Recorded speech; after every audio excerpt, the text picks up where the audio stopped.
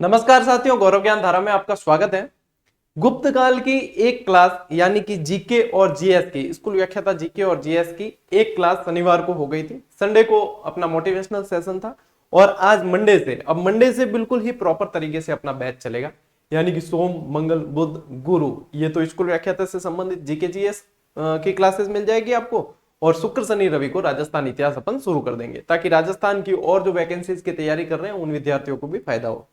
और बहुत जल्द ये समझ के चलें कि रामनवमी से लगभग तय माने सामान्य विज्ञान की वो भी क्लासेस आपके इसी चैनल पे शुरू होने वाली है। जैसे कि आपको टेलीग्राम पे सूचना मिली थी, तो अब धीरे धीरे सारे सब्जेक्ट आप लोगों की चिंताएं जो है वो दूर होती जाएगी और यहां से बिना किसी पेड कोर्स को खरीदे आप अपनी तैयारी को अनवरत जारी रख पाएंगे, ऐसा प्रयास किया जा रहा है।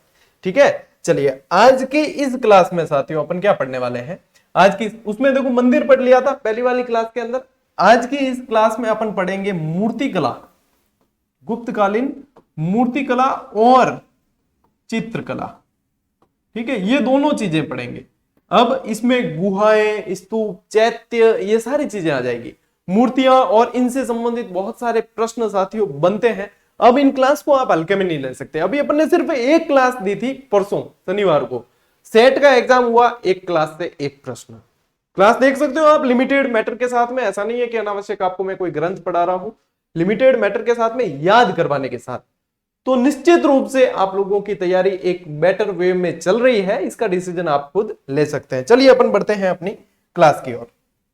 आज अपन पढ़ने जा रहे हैं साथियों गुप्तकालीन, सबसे पहले अपन पढ़ रहे हैं गुप्तकालीन मूर्तिकला। ठीक है, अब क्योंकि मंदिर पढ़े अपन ने, तो मंदिरों के अंदर काफी सारी मूर्तियां आपने आ गई, जैसे कि विष्णु भगवान की शेष साई सैया वाली मूर्ति, देवगढ़ का दशावतार मंदिर, वराह की मूर्ति, एरन का विष्णु मंदिर है, अपने उदयगिरी का मंदिर है, ये सारी चीजें काफी सारी उसमें आई है।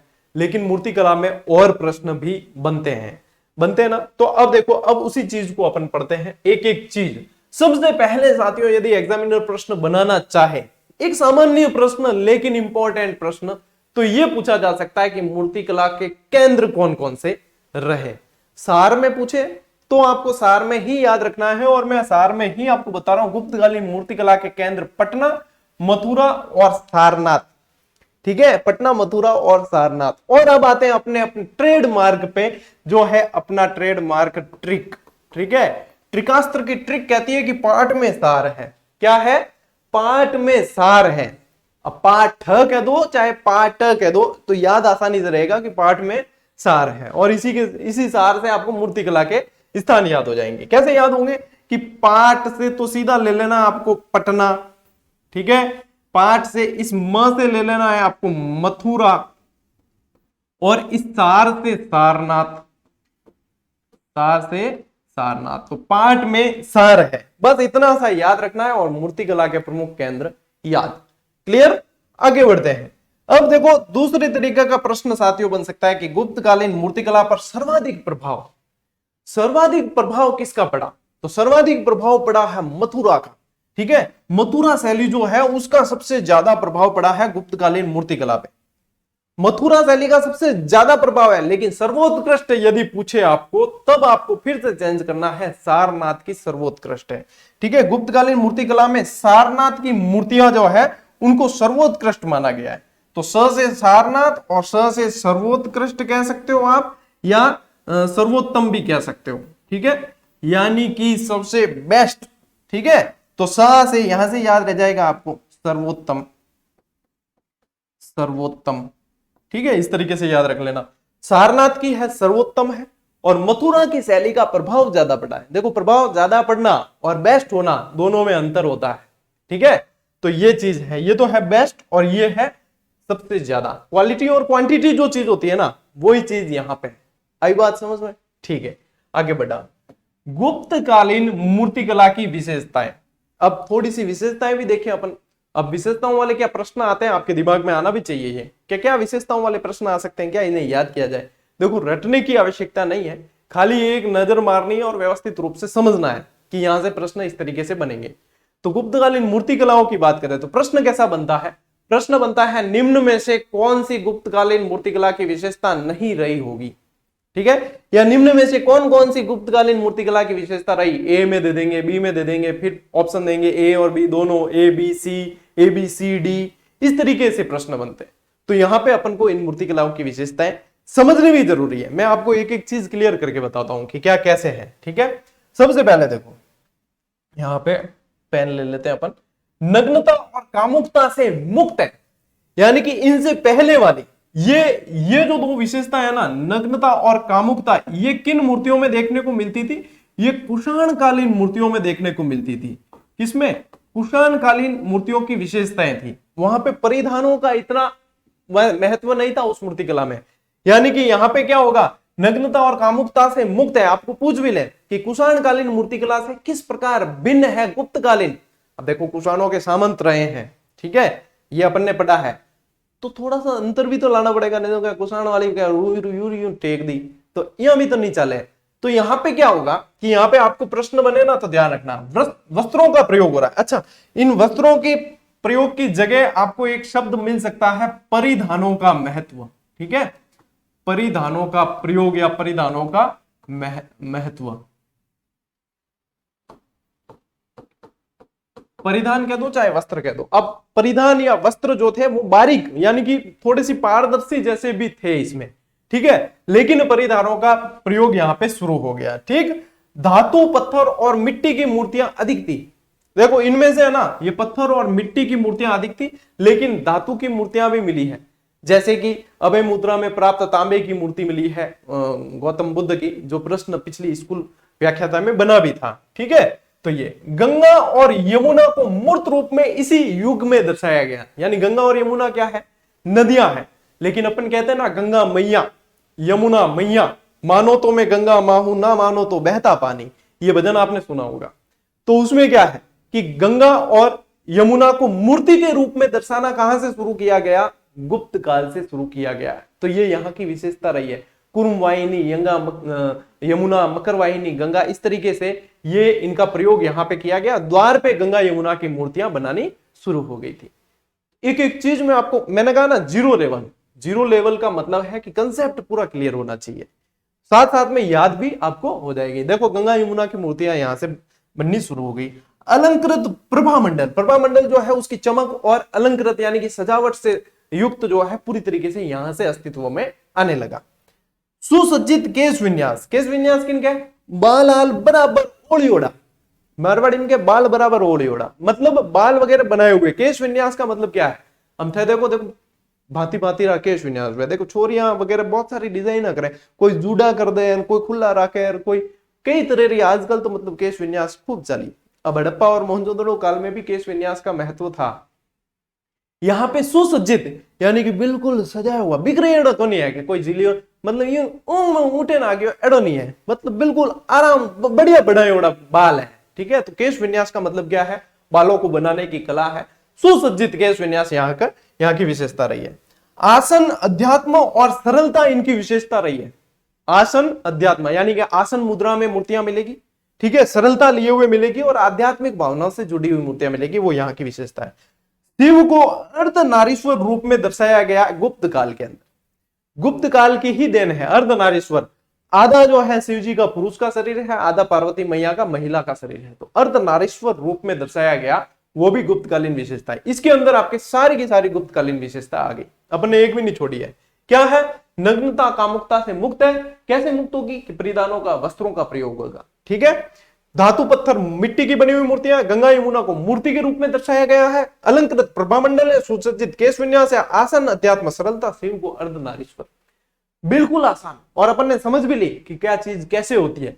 तो अब यदि प्रश्न बनता है तो आपके गलत नहीं होना चाहिए। मैं भी अगर खोटा करन आया ना तो मैं पचे ठीक नहीं रहा आपने, ठीक है। चलिए आगे बढ़ते हैं, ये पहली स्लाइड का काम अपना पूरा हो गया।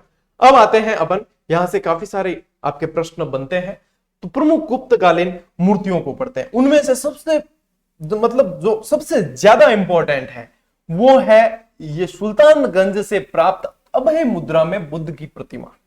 अभय मुद्रा में बुद्ध की प्रतिमा है, ये जो आप देख रहे हो यही है वो। देखो अभय मुद्रा में यानी कि एक हाथ तो इस तरीके से है, यहाँ पे आप देख भी पा रहे हो, और एक हाथ जो है अंगुली मिलाई हुई है और इस तरीके से नीचे की तरफ लिखा हुआ है। तो ये अभय मुद्रा कहलाती है। ये क्या कहलाती है?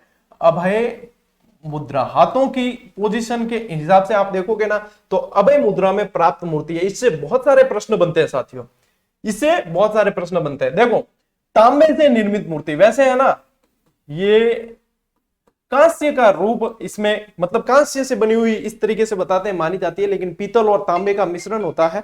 तो इस तरीके से यहाँ पे जो है ये तांबे से निर्मित। और स्कूल व्याख्याता में एक प्रश्न बना था आप लोगों के,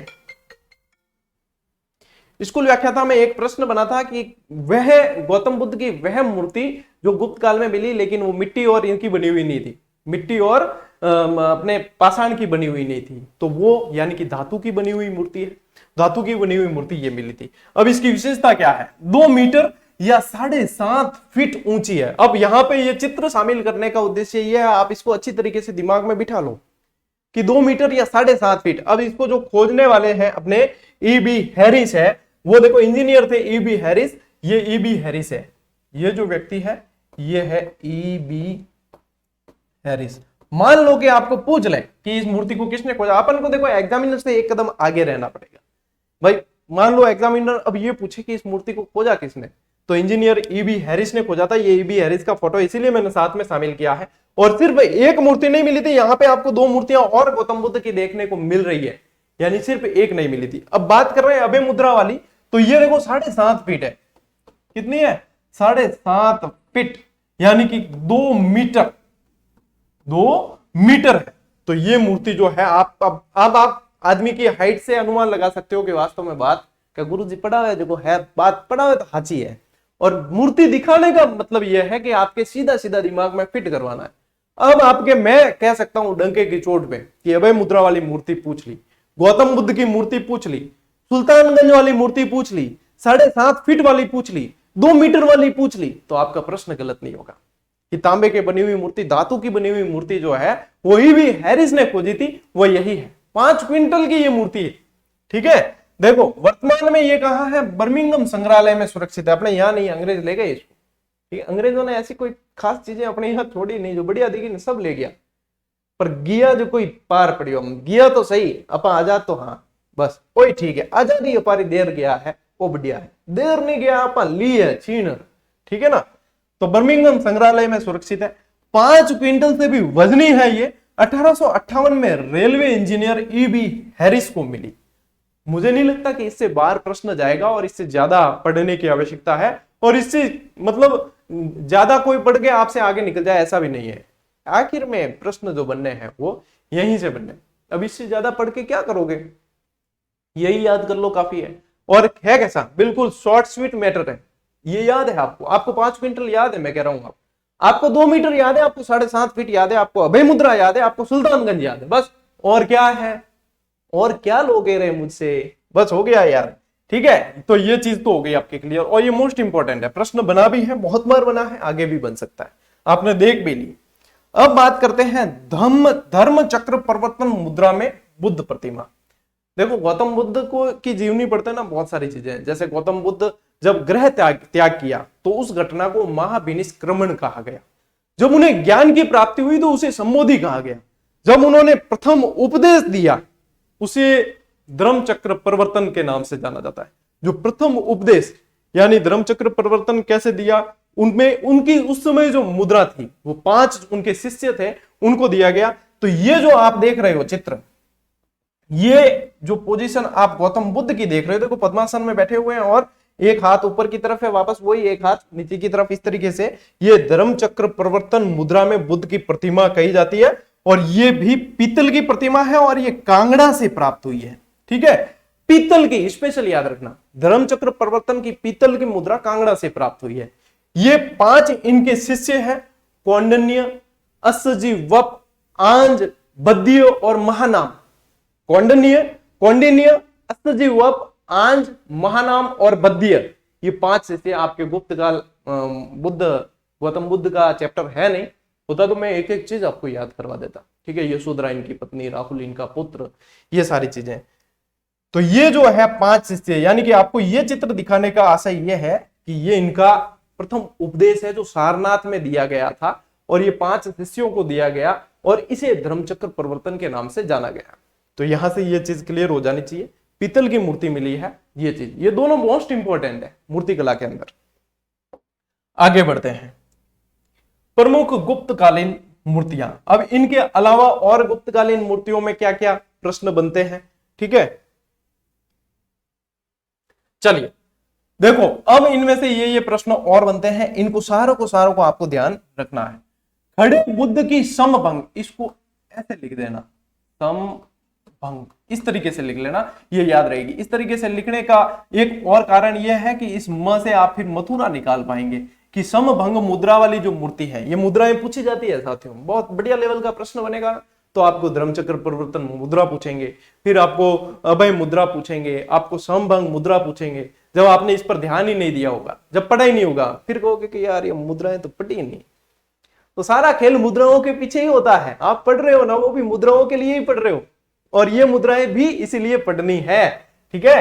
तो यहां पे ध्यान रखना कि समभंग मुद्रा की मूर्ति कहां से मिली है, मथुरा से मिली है। पद्मासन में बैठे हुए बुद्ध की प्रतिमा सारनाथ से मिली है। पद्मासन वही पोजीशन, ये जो मूर्ति आप देख रहे हो, ये सारनाथ वाली, ठीक है ना। ये देखो, ये पोजीशन जो पैरों की होती है, इसे पद्मासन कहा जाता है। आप सब विद्वान हो, आप जानते हो। और ये जो ऊपर की जो मुद्रा है, देखो एक हाथ ऊपर रहता है, एक नीचे रहता है, इसे अभय मुद्रा कहा जाता है। तो वैसे अभय मुद्रा वाली मूर्ति स्पेशली पूछेंगे तो आपको सुल्तानगंज वाले में ही जाना है। और पद्मासन में बैठे हुए बुद्ध की प्रतिमा पूछी जाएगी तो आपको सारनाथ याद रखना है। शेषनाग की सैया पर विष्णु प्रतिमा कहां है? देवगढ़ का कौन सा मंदिर था? दशावतार मंदिर। कौन सा? दशावतार। यदि ज्यादा पूछ ले तो क्या याद रखोगे? झांसी। यदि और ज्यादा पूछ ले तो क्या याद रखोगे? ललितपुर। ठीक है। गजेंद्र मोक्ष की प्रतिमा, शिव को योगी के रूप में दर्शाया, ये सारी चीजें वहां से पूछ सकते हैं। मूर्ति कला के अंदर मूर्तियां तो थी, मंदिरों में क्या होती है कि मंदिरों में गुरुजी मूर्ति पे तो आई तो है, मूर्ति कला आई इन वास्ते तो पढ़नी है। ठीक है, ये हो गया। विष्णु की वराह प्रतिमा एक तो उदयगिरी से मिली है। उदयगिरी में ब्राह्मण गुहा है, ये मैंने बताया भी था आपको। ठीक है, एरन से और मथुरा से मिली है। ये एरन वाले मंदिर की मूर्तियां हैं। ये जो आप देख रहे हो, ये देखो वराह अवतार की मूर्ति है, ये वराह अवतार है। ठीक है, तो ये मिली है आपके एरन से। एरन वाला बहुत मोस्ट इंपोर्टेंट है। ए विष्णु तो धन्य है, याद है कि नहीं है? पहली वाली क्लास नहीं देखी तो देख लेना। ए विष्णु तो धन्य है, ये ट्रिक बताई थी, मुझे याद है, आपको भी याद होनी चाहिए। ए विष्णु तो धन्य है, ये बताई थी ना ट्रिक। तो ये एरन वाली देख लो, वराह अवतार की मूर्ति है। फिर महिषासुर मर्दिनी दुर्गा की प्रतिमा उदयगिरी से। उदयगिरी के अंदर और भी मूर्तियां मिली है, वराह अवतार की मूर्ति भी मिली है। उदयगिरी की जो है ब्राह्मण गुहा के रूप में प्रसिद्ध है। ठीक है, एक मुखी शिवलिंग बुमरा और खो का मंदिर नागोद एमपी, याद होगा आपको। तो ये एक मुखी, ये है आपके एक मुखी शिवलिंग। भाई कई जनों के दिमाग में आता है कि सर ये सब पढ़ तो लेते हैं हम, किताबों में भी लिखा हुआ मिल जाता है, लेकिन पता नहीं चलता ना एक मुखी कैसा शिवलिंग होता है। तो देखो ये एक मुखी शिवलिंग है अपने ये बुमरा वाला। ठीक है, बुमरा वाला एक मुखी शिवलिंग, देखो एक मुख दिखता है जिसमें आगे की तरफ, तो ये बुमरा का एक मुखी शिवलिंग है। ये है चतुर्दिक शिवलिंग, चतुर्दिक शिवलिंग। तो मतलब देखने से बहुत सारी चीजें क्लियर हो जाती है। सूर्य प्रतिमा आपको पूछे तो काशी और कौशाम्बी। देखो सूर्य काको, ठीक है, कौन के सूर्य काको, काशी कौशाम्बी, इसमें है आपके सूर्य की प्रतिमा। चतुर्दिक शिवलिंग जो है वो कर्मदंडा की है, जो मैंने आपको बता दिया वो वहां पे चित्र। ठीक है, जैन तीर्थंकरों की मूर्तियां भी मिली है, और जैन तीर्थंकरों की मिली है मथुरा और विदिशा से अधिकतर। ठीक है, और देखो माला सहित लिंगाग्र शिवलिंग 4 चौमा से मिला है। माला ऊपर जो है शिवलिंग के ऊपर माला, पुष्प माला है, माला सहित लिंगाग्र, लिंग का अग्र भाग, लिंगाग्र शिवलिंग जो है 4 चौमा। और 4 चौमा कहां? राजस्थान के अंदर, राजस्थान। ठीक है ना, तो ये ध्यान रखना, मूर्ति कला के अंदर प्रश्न बाहर नहीं जाएगा। देखो साथ साथ में जैसे ही क्लास पूरी होती है आपको साथ साथ में याद करना है। आज की क्लास हो गई, आज की क्लास को नोट डाउन करते हो, बहुत अच्छी बात है। पीडीएफ मैं टेलीग्राम पे दे देता हूं, पिछली क्लास की भी दे दी थी, आज की भी रात को 8-9 बजे के करीब आपको मिल जाएगी। पीडीएफ आपको मिल जाती है। यदि प्रिंट निकलवा देते हो, सुविधा है तो भी अच्छी बात है, नहीं निकलवाते हो तो मोबाइल में भी पढ़ सकते हो। यदि बात करें कि सर हम तो आलसी है, नोट्स नहीं बनते, तो वन लाइनर जो है 1-1.5 महीने बाद आएगी, उसके अंदर ये सारा मैटर इसी तरीके से आपको मिलेगा और भी बेहतर तरीके से देने का प्रयास करेंगे। अभी इसलिए नहीं दे रहे क्योंकि उसे मैं अपडेट कर रहा हूं, अच्छे लेवल से अपडेट कर रहा हूं, ताकि आपकी जो डिमांड है वो पूरी की जा सके। एक चीज और बता दूं साथियों मैं आपको कि जो विद्यार्थी, देखो हर शिक्षक या हर मार्गदर्शक आपको कहता है कि इस समय एनसीईआरटी पढ़ लीजिए, ठीक है, कि एनसीईआरटी में से, और अपन देखते भी एनसीईआरटी में से कितने प्रश्न बनते हैं, बहुत सारे प्रश्न बनते हैं ना। लेकिन समस्या ये आती है कि 6th से 12th तक की एनसीईआरटी पढ़नी होती है। अब 6th से 12th तक की पुस्तकें इतनी होती है, उसमें अनावश्यक सामग्री भी बहुत सारी होती है, उन्हें छांटना पड़ता है। मैं आप लोगों के लिए एक इतना बढ़िया एनसीईआरटी का प्रोजेक्ट लेके आ रहा हूं। मेरा 70% काम इस पर पूरा हो चुका है, 30% बाकी है। मैं 6 से 12th तक की एनसीईआरटी की आपको सब्जेक्ट वाइज टेस्ट सीरीज देने वाला हूं, मात्र कौड़ियों के भाव में, मात्र नाम मात्र के शुल्क के अंदर, पूरे भारत के अंदर साथियों क्रांति के रूप में ये टेस्ट सीरीज जानी जाएगी। क्यों? क्योंकि इसमें मेहनत इतनी की गई है, हर एक चीज को, मतलब जहां से प्रश्न बनता है, हर पेज में से जो प्रश्न बना है वो प्रश्न आपको उसके अंदर मिलने वाला है। एनसीईआरटी प्रोजेक्ट ड्रीम प्रोजेक्ट के रूप में मैं और मेरी पूरी टीम उस पर काम कर रही है। आपको 3 चीजें इसमें मैं दूंगा बहुत जल्द, एक तो भूगोल, एक इतिहास और एक राजनीति। मिलेगी कैसे? Subject wise. भूगोल आ गई तो 6ठी से 12वीं तक की भूगोल आपको क्लास वाइज बिल्कुल व्यवस्थित रूप से मिलेगी। इतिहास आ गई तो 6ठी से 12वीं तक की पूरी क्लास वाइज व्यवस्थित व्याख्यात्मक टेस्ट सीरीज, और राजनीति आ गई तो राजनीति की भी 6ठी से 12वीं। बताओ इससे बढ़िया क्या चीज हो सकती है? और यदि यही चीज आपको 50-100 रुपए में मिल जाए अभ्यास करने के लिए, तो कहीं कोई फोटो है कि नहीं है? मैं कहूं नहीं मिल सकती ये चीज, क्योंकि इसके अंदर एफर्ट लगता है, इसके अंदर साथियों समर्पण चाहिए, जज्बा चाहिए, त्याग चाहिए। ये चीज आप लोगों को बहुत जल्द दे देंगे। अभी देखो हमारा काम और थोड़ा सा बाकी है, जल्दबाजी हम भी नहीं करेंगे, लेकिन जो चीज आएगी ना, आपके दिल से दुआएं निकलेगी। इस बात को याद रखना कि कोई सर आए थे जिन्होंने हमारे लिए ऐसा प्रयास किया था। तो ये चीज आप लोगों को आज, वैसे भी थोड़े दिन बाद बताता, लेकिन आज ही बता दिया आपको। चलिए कोई दिक्कत नहीं, इसको मिटा देते हैं यहां से। अब आते हैं अपन साथियों गुप्तकालीन चित्रकला पे। गुप्तकालीन चित्रकला, मूर्तिकला पूरी हो गई, अब बात करें चित्रकला। अब चित्रकला ज्यादातर कहां देखने को मिलेगी? कोई कागजों माते देखने मिले कौन, यानी कि कहीं ना कहीं दीवारों पे देखने को मिली। तो दीवारों में देखने को मिली तो वो गुफाओं में देखने को मिली, ठीक है, गुफाएं। अब गुफाएं भी 2 तरह की देखी गई, एक तो चैत्य गुफाएं थी, एक विहार गुफाएं थी। कैसी थी? चैत्य गुफाएं, चैत्य गुफा, और एक विहार गुफा। देखो इन दोनों चीजों को समझना। अभी हाल ही में आपने वो फ्लाइट वाला फोटो देखा होगा मेरा, मैं गया था लोनावला, ठीक है। लोनावला में वहां पे भाजे और कारले केव्स है। भाजे की गुफाएं, कारले की गुफाएं, यानी कि बुद्ध कालीन गुफाएं हैं, गौतम बुद्ध के स्तूप के अवशेष हैं वहां। विहार गुफाएं भी है अंदर रेस्ट करने के लिए आराम से, और आपके चैत्य गुफाएं भी है। चैत्य गुफाएं क्या होते हैं? चैत्य गुफाएं होती है साथियों पूजा गृह। क्या होती है? पूजा गृह, यानी पूजा करने के स्थान होते हैं, धार्मिक पवित्र, ठीक है। विहार गुफाएं क्या होती है? विहार गुफाएं होती है आवास के लिए, कि जो बुद्धकालीन जो अनुयायी थे, उनके जो संत थे, वो इसमें विहार, आहार विहार, देखो कैसा होता है, यूं कहते हैं ना, विहार यानी रहना, वो थी रहने के लिए आवासीय। चैत्य गुफाएं थी पूजा गृह। एक होता है स्तूप, बुद्ध की अवशेषों पर बने हुए जो थे वो स्तूप कहलाते थे, ठीक है ना। तो वो स्तूप अलग होते थे, ये विहार और ये। तो यहाँ पे भी आपको गुफा चित्रों के अंदर क्या है, चैत्य गुफाएं भी देखने को मिलेगी, विहार गुफाएं भी देखने को मिलेगी। विहार और चैत्य में क्या अंतर होता है वो मैं आपको यहाँ पे बता चुका हूं, ठीक है। चैत्य मतलब है चेताणो। किन चेताणो? अपनी आत्मा चेताणो, क्या आत्मा का परमात्मा से मिलन ही अंतिम लक्ष्य है, बस। तो ये चेतना है वहां पे, तो वो चैत्य गुफाएं यानी कि पूजा करने की स्थल है। विहार यानी कि आराम, रेस्ट, ठीक है, मौज करो, राज करो, ठीक है। चलिए आगे बढ़ते हैं साथियों। अब अपन बात करते हैं गुप्तकालीन चित्रकला। गुप्तकालीन अधिकांश चित्र जो है वो गुहाओं से मिले हैं, बता दिया मैंने आपको। प्रमुख रूप से अजंता और बाघ की गुफाएं प्रसिद्ध है। अब ये दोनों चीजें कंफ्यूज करती है, इसलिए मैंने इन दोनों को सारणीबद्ध कर दिया है, यानी कि आप बिल्कुल कंफ्यूजन तो भूल ही जाओ। यदि आप जीजीडी के स्टूडेंट हो, यदि आप जीजीडियंस हो, कंफ्यूजन नाम की कोई चीज बीच में रहनी नहीं चाहिए। यहाँ पे अजंता की गुफाएं पढ़ रहे हैं, यहाँ पे अपन बाघ की गुफाएं पढ़ रहे हैं। याद करनी तो यूं समझ लो कि हाथों हाथ ही याद है। अब देखो अजंता की गुफाएं, स्थान औरंगाबाद महाराष्ट्र। ऐसे कहते हैं ना अजंता एलोरा की गुफाएं, ठीक है, वहां पे एलिफेंटा की गुफाएं भी और समुद्र पार करके जाना पड़ता है। अजंता एलोरा की गुफाएं कहते हैं। एलोरा की गुफाएं जो है वो राष्ट्रकूटों की बनी हुई है, राष्ट्रकूट कालीन है, ठीक है, वो अलग है। यहां पे अपन को ध्यान रखना है अजंता। यदि मैं अजंता लिखने की कोशिश करूं तो मैं सबसे पहले लिखूंगा अ। चलिए अजंता लिखते लिखते मेरा दिमाग बदल गया और मैंने यहां पे मात्राएं लगा दी थोड़ी सी, तो फिर हो गया औरंगाबाद। याद रखना कितना आसान है, देखो स्थान याद रखना, अ से ही मैंने इसको औरंगाबाद बना दिया। तो अजंता की गुफाएं कहां है? अजंता की गुफाएं औरंगाबाद महाराष्ट्र में है। बस नदी है इसकी बाघोरा। अब मैं आपको नदी भी याद करवाऊंगा, अभी एक बार समझ लो, नदी बाघोरा नदी के किनारे। खोज इसकी की गई 1819 में विलियम एरिस्कन और जॉन स्मिथ ने।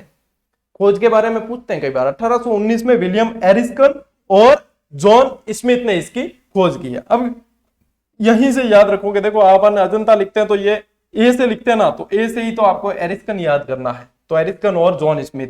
कुल गुफाएं जो इसमें मिली है वो 29 मिली है साथियों।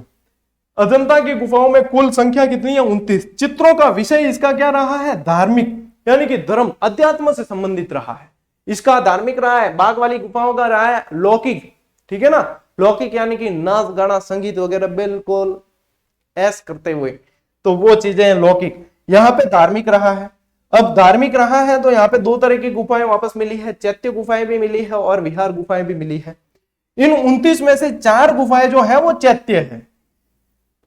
च से चैत्य, च से चार, इति सिद्धम।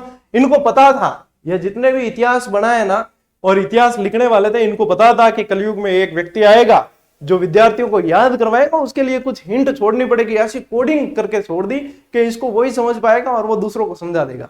तो वो जीजीडी का प्लेटफॉर्म है। देखो मैंने आपको बता दिया है, यहाँ पे हर चीज में से ट्रिक निकलेगी और ट्रिक ऐसी रटने जैसी कुछ भी नहीं है, सीधी याद है। च से चार और च से चैत्य, ये इसीलिए तो दिया है च को यहाँ पे कि च से चेताना है, कि आत्मा को चेताना है कि तेरा मिलन तो परमात्मा से होगा, तभी तेरा अंतिम लक्ष्य प्राप्त होगा। तो च से चेता दिया कि च से 4 गुफाएं जो है वो चैत्य गुफाएं हैं, बाकी पीछे बची 25 वो विहार गुफाएं हैं। बस ये 25 पीछे बची वो विहार गुफाएं। इनमें से ये 9-10 है ना, ये सबसे प्राचीन है। 9वीं और 10वीं सबसे प्राचीन चित्र मिले हैं इसमें से। और ये 19वीं जो गुफा है ये सबसे बड़ी स्तूप गुफा है, सबसे बड़ी स्तूप गुफा, ठीक है ना, स्तूप गुफा। अब बताओ थाने की याद रखने में की समस्या आएगी। एक बच्चा कह रहा था कि सर थोड़े से साइड में हट जाया करो, मैं स्क्रीनशॉट लेना होता है। देखो विद्यार्थियों यहाँ पे पढ़ाते हैं ना, तो दिमाग में कई मंथन चाल है, मतलब पूरी महाभारत चाल है। यहाँ पे ये याद नहीं आता कि भैया साइड में भी हटना है, यहाँ तो फ्लो में क्लास चलती है। अब यदि अभी मुझे याद आया तो मैं हट भी जाऊं, चलिए ले भी सकते हो इसका, लेकिन मैं आपको पीडीएफ भी दे देता हूं ना पूरी। मैं ऐसा तो है नहीं कि भाई पढ़ा दिया और फिर बस कुछ नहीं, मैं आपको पीडीएफ देता हूं टेलीग्राम पे। 1.5 लाख विद्यार्थी जुड़े हुए हैं, वहां कोई आपसे फीस थोड़ी रखी है। कई जनों ने तो पेड टेलीग्राम भी खोल रखे हैं कि यहाँ पीडीएफ दी जाएगी तो पैसे, पहले महीने के पैसे दो। अपने तो कुछ भी नहीं है रहे, जो मेरा है वो तेरा है, जो तेरा है वो मेरा है, बस बात खत्म है ना। आपको दे रहे हैं पीडीएफ, ले लिया करो वहां से, क्यों टेंशन करते हो। तो यहाँ पे सबसे बड़ी जो है वो 19वीं स्तूप गुफा है, ठीक है। अब यहाँ पे बात करें अपन कि बाघ की गुफाएं, कि गुरुजी धार के अंदर है। धार कहाँ है? एमपी के अंदर है। बाघ के दांत देखे क्यों डरते हैं अपन?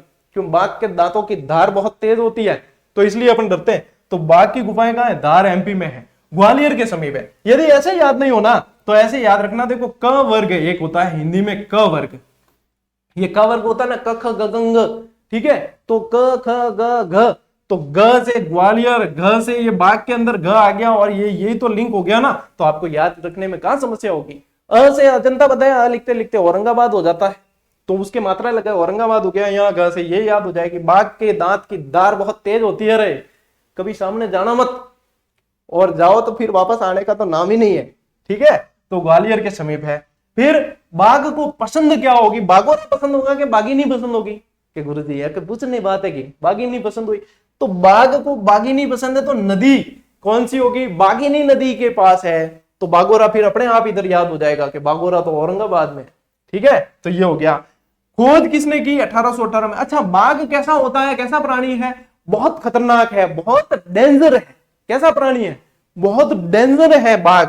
तो ये देखो ना, डेंजर फील्ड तो लिखा है ना, फील्ड का सबसे डेंजर प्राणी कौन है? कि गुरुजी बाघ है। अरे यार, ये तो सीधे सीधे मैंने कहा ना आपको, इतिहास वालों ने कहा है कि कलयुग में एक व्यक्ति आएगा याद करवाएगा। तो ये डेंजर फील्ड, बाघ कैसा है? डेंजर है, तो डेंजर फील्ड। कुल गुफाएं कितनी है? यहाँ पे 9 है। कुल गुफाएं कितनी है? 9 है। चित्रों का विषय लौकिक जीवन रहा है। चित्रों का विषय क्या रहा है? लौकिक। यहाँ पे धार्मिक था, यहाँ पे लौकिक है। लौकिक कैसा है? संगीत, नृत्य, मौज मस्ती वाले चित्र। यहाँ धार्मिक, पूजा भक्ति वगैरह ऐस मौज वाला है। ठीक है, मौज करो राज करो वाले चित्र। वर्तमान में सुरक्षित गुफा चित्र कौन कौन से हैं? इसमें से 4 और 5 ये गुफा चित्र सुरक्षित है, और इन 4 और 5 को संयुक्त रूप से रंग महल गुफा कहा जाता है। ठीक है, ये क्या कहलाती है? संयुक्त रूप से रंग महल कहलाती है। चौथी और 5वीं संयुक्त रूप से रंग महल कहलाती है। अब मैं दावे के साथ कह सकता हूं कि अजंता की गुफाएं और बाघ की गुफाएं में आपके कोई कंफ्यूजन नहीं रहा पीछे, और आपको हाथों याद लो। चलो मैं साइड में हट ही जाता हूं, ले लो स्क्रीनशॉट, जी लो अपनी जिंदगी, ले लियो, इतनी टाइम तो खूब है रहे। ठीक, आगे बढ़ते हैं।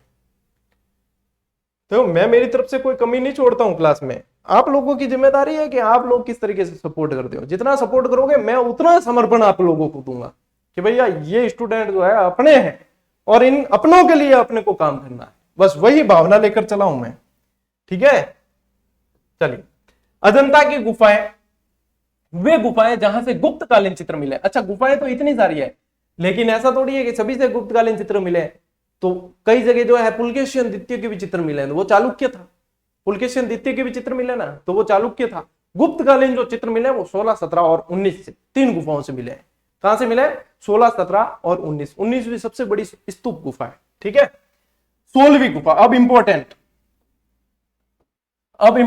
इसमें से 16वीं और 17वीं बहुत इंपॉर्टेंट है।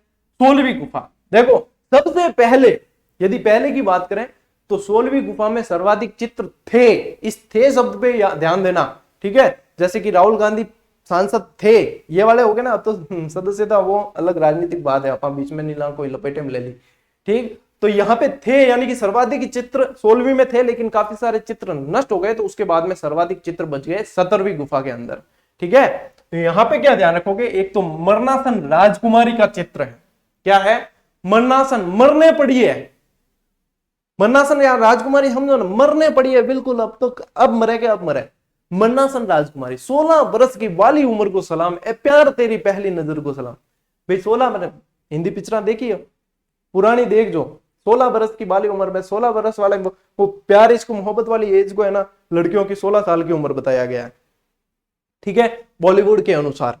तो वहां पे क्या है? 16 साल। तो 16 साल की राजकुमारी याद रह जाएगा आपको कि 16 साल की राजकुमारी मरणासन पड़ी है। इसके अलावा उपदेश सुनते भक्त और बुद्ध के वैराग्य उत्पन्न करने वाले 4 दृश्य, बुद्ध को 4 दृश्य देख के वैराग्य उत्पन्न हुआ था। वैराग उत्पन्न हो गया। अपन वैराग के तो उत्पन्न में ध्यान है, मसाणीय वैराग उत्पन्न में अपन। मसाणीय वैराग जानो थे, लेकिन मतलब दाह संस्कार में जावे नहीं, पर वो चिता जल रही होती है तब सबके दिमाग में आता है कि वास्तव में अंतिम तो बात आई है स्थान अपात यूं ही दौड़ भाग कर मसाणीय वैराग उत्पन्न।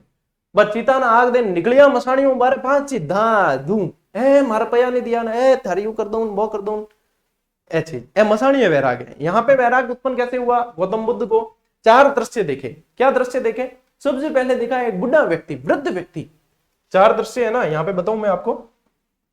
पहला देखा वृद्ध व्यक्ति, बुढ़ा व्यक्ति देखा। बुद्ध को, गौतम बुद्ध को लगा कि अपने अंतिम यार ये बुढ़ा तो सबको होना है, कोई भी ऐसा नहीं आया है, अपने तो बुढ़ा तो होना ही है। फिर दूसरा दृश्य देखा बीमार, ठीक है, यानी कि आप कह सकते हो रोगी व्यक्ति। फिर गौतम बुद्ध को लगा कि यार बुढ़े हो गए तो अपन कोई ऐसे निरोगी तो रहने से रहे, अपन बीमार होंगे, रोगी होंगे, कई तरह की बीमारियां लगेगी, तो रोगी व्यक्ति देखा। इसके बाद में तीसरा दृश्य इन्होंने देखा मृत व्यक्ति। क्या देखा? मृत व्यक्ति के, और बुढ़े हो गए, बीमार हो गए, उसके बाद में अपन के कई सारी बीमारियां लगी, तो अंतिम तो अपन को मरना है और इससे अपन को कोई नहीं बचा सकता। ये 3 दृश्य देखे। चौथा दृश्य देखा प्रसन्नचित्त सन्यासी। चौथा प्रसन्न सन्यासी। तब गौतम बुद्ध को लगा कि सारी दुनिया भागदौड़ करती है, लेकिन ये सन्यासी जीवन है ना, ये बहुत वास्तव में आनंद वाला है। प्रसन्न चित्त सन्यासी, उसके बाद में उनके वैराग उत्पन्न हो गया और वो सन्यासी बन गए। ये 4 दृश्य है। मैंने आपको, आपके सिलेबस में है नहीं, मैं पूरा गौतम बुद्ध आपको याद करवा देता। ये है इसके अंदर 16वीं गुफा के अंदर मन्नासन राजकुमारी उपदेश सुनते वक्त, ठीक है, और बुद्ध को वैराग्य उत्पन्न के 4 दृश्य। 4 चौक 16। कौन सी गुफा में मिले 4 दृश्य? 16वीं में। 4 चौक 16 याद होगी नहीं? बस और क्या चीजें शेयर ठोको फटाफट, ठीक, कैड बढ़िया पड़ा हुआ। तो चलिए 17वीं गुफा, इसे चित्रशाला कहा जाता है। इसे चित्रशाला के साथ साथ एक ध्यान रखना, इसे राशि चक्र भी कहा जाता है। इसे चित्रशाला या राशि चक्र भी कहा जाता है। चित्रशाला इसलिए कहते हैं सर्वाधिक चित्र, मैंने बताया पहले 16वीं में थे, नष्ट हो गए, अब 17वीं में, तो इसे चित्रशाला या राशि चक्र भी कहा जाता है। महाहंस जातक की कथाएं इसमें देखने को मिलेगी। इसमें राहुल का समर्पण देखने को मिलेगा। अच्छा, राहुल कौन थे? राहुल द्रविड़ थे क्या? नहीं। केवल राहुल थे क्या? नहीं। राहुल थे गौतम बुद्ध के पुत्र थे। गौतम बुद्ध के पुत्र। राहुल का समर्पण और बुद्ध के गृह त्याग के चित्र है। और बुद्ध का गृह त्याग क्या कहलाता है? महाविनिष्क्रमण। एक घोड़ा था इनका जिसका नाम था पंथ, उसको लेकर निकल गए थे। गृह त्याग के दर्शन। माता और शिशु का चित्र मिला है, और ये माता और शिशु का जो चित्र है इस गुफा का सर्वश्रेष्ठ चित्र माना जाता है। क्या माना जाता है? सर्वश्रेष्ठ चित्र माना जाता है। माता और शिशु का चित्र सर्वश्रेष्ठ माना गया है 17वीं गुफा के अंदर से। ठीक है, अन्य गुफाएं अब ये तो पढ़ ली, ठीक है। अब अन्य के अंदर देखो, पहली गुफा जो पहली थी ना, अच्छा ये मार विषय नहीं है, ये है मार विजय। मार विजय भूमि स्पर्श मुद्रा कहा जाता है। मार विजय वाले जो दृश्य है गौतम बुद्ध का, वो भूमि स्पर्श मुद्रा कहा जाता है, ये मार विजय है। अच्छा, ये मार का मतलब क्या होता है? मार है काम देवता है। कौन है? काम देवता, जिन्होंने प्रयास किया था इनको डिगाने का थोड़ा सा, लेकिन इन्होंने उन पे विजय प्राप्त की, तो इसलिए मार विजय का दृश्य कहां है? पहली गुफा के अंदर है। पुलकेशिन द्वितीय द्वारा फारसी दूतों के स्वागत का दृश्य है। और पुलकेशिन द्वितीय कौन था? चालुक्य शासक था। चालुक्य हम जो सोलंकी।